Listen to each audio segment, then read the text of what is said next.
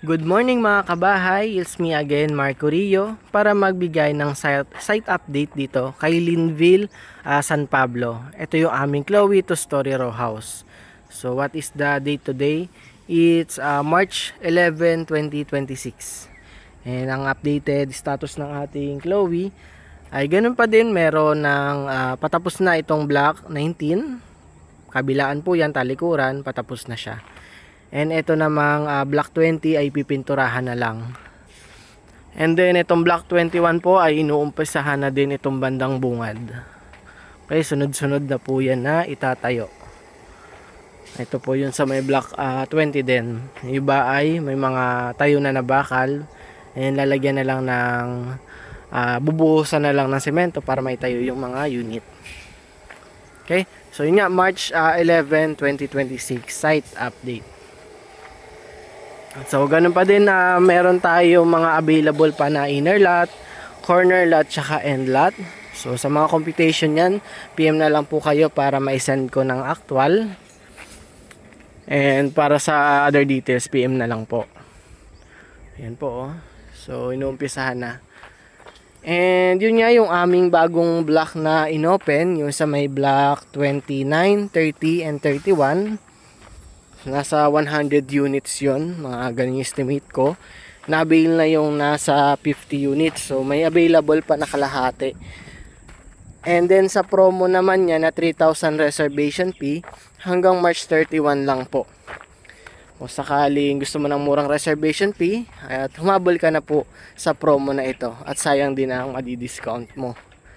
Okay? Possible bumalik na po siya ng 6,000 reservation fee after po ng promo. Okay? So ganun pa din po, may maximum equity terms po tayo na 23 months to pay. Yun nga po yung ating block 31. Tapos yun nga, sa equity naman ng ating standard inner lot ay nasa 70,000 pa din, kasama na yung 3,000 reservation fee. So 67,000 yung total equity niya. So payable for 23 months, pumapatak lang po ng 2,913 pesos monthly equity. Yan. So pasok na rin po tayo sa loob ng unit. Ang ma-avail nyo po ay ganito. So ito nga yung aming Chloe to Story Row House na meron 36 square meter lot area at 40 square meter floor area. Sa harapan meron kayong extra 1.5 meters for extension ng balcony or kung ano man ang gusto nyo gawin, pwede.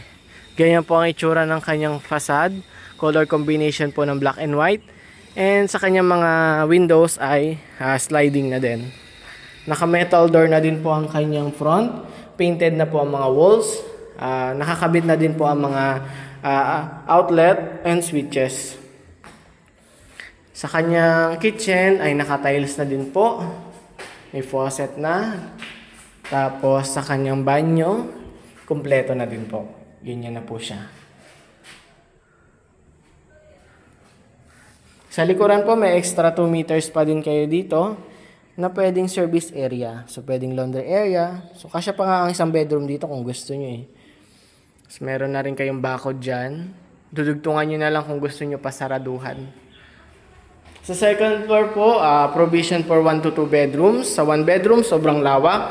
And sa 2 bedrooms naman po, ay sakto lang. Upon turnover po, kasama na din itong hand railings. Sa ating stairs is medyo malawak lang, kaya hindi kayo ipitan pag kayo ay nagkasalubong sa hagdanan. So ganito po yung second floor, may mga outlet and switches na din po, painted na. Sa ceiling po, kayo na po ang bahala na maglagay ng cover, pero may mga line na po siya ng kuryente. Okay, so sa mga qualified po dito, pwede po ang mga OFW, locally employed or self-employed, basta po kayo ay may pag-ibig account or membership. Kahit po wala pang 2 years, pwede pa po yun, magagawan po natin ng paraan.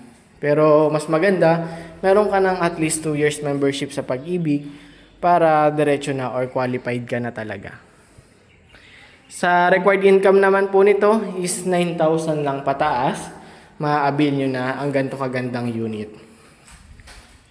So ulitin ko po, for as low as 2,913 pesos monthly equity, magkakaroon ka na ng ganito kagandang bahay. Okay?